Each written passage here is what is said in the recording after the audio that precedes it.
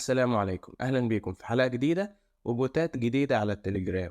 بوتات بتقدم لنا ميزة كبيرة في وقت قليل جدا، تشتغل بالذكاء الاصطناعي وكل اللي انت هتحتاجه تطبيق التليجرام، وكل حاجة إن شاء الله هتبقى سهلة. بس يا ريت قبل ما نبدأ تعمل لايك للفيديو ده وكمان متابعة، وكمان ايه رأيك تعمل لي تعليق لو الفيديو عجبك. أول بوت معايا هو ده الاسم بتاعه، اسم بسيط وسهل جدا. فكرة البوت ده ايه؟ انك انت بتكتب له اي نص، وهو النص ده بيحوله لصورة بالذكاء الاصطناعي.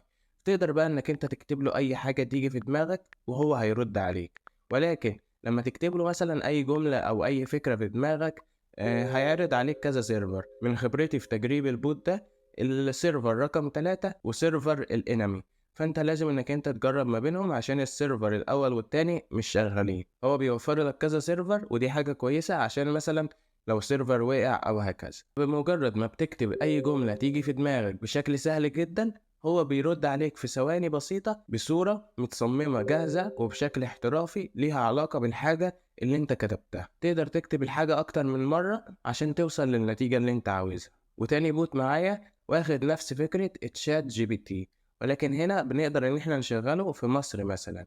وبقدر ان انا بمجرد ما بختار البوت ده وببتدي ان انا اجي هنا عند الكتابة مثلا، فببتدي ان انا اكتب اي حاجة انا عاوزها، اي سؤال يجي في دماغك. والمميز ان هو بيشتغل باللغة العربية واللغة الانجليزية، يعني تكتب باي لغة انت عاوزها. تكتب اي سؤال يجي في دماغك وهو هيجاوب عليك. تكتب مثلا اي مقال او اي عنوان لموضوع انت عاوز تتكلم عنه، وهو هيجيب لك حاجة عنه او تفاصيل زيادة عنه. وتالت بوت معايا والبوت المميز جدا وهو بوت أجر. الفكرة فيه إن هي قناة على التليجرام بتفكرك كل شوية بذكر لله عز وجل. بمجرد ما بتقراه مش بياخد منك ثواني بسيطة، منها بتكسب حسنات كتيرة، في نفس الوقت مش بتضيع وقتك. حاجة كده بسيطة من وقت للتاني بتعملها في يومك، مش هتاخد منك وقت ومش هتحس بيها أصلا. وبس كده. كان معايا 3 بوتات النهاردة شرحتهم لك، مفيدين هيحلوا لك مشاكل كبيرة في وقت قليل جدا. هتلاقي لينكات البوتات دي في وصف الفيديو ده، وكمان هتلاقي لينك لسلسلة فيها كل البوتات اللي أنا شرحتها قبل كده.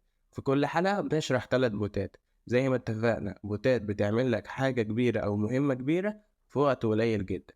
أتمنى تكون استفدت. ما تنساش اللايك والمتابعة والكومنت. أنا يحيى الشافعي، والسلام عليكم ورحمة الله وبركاته.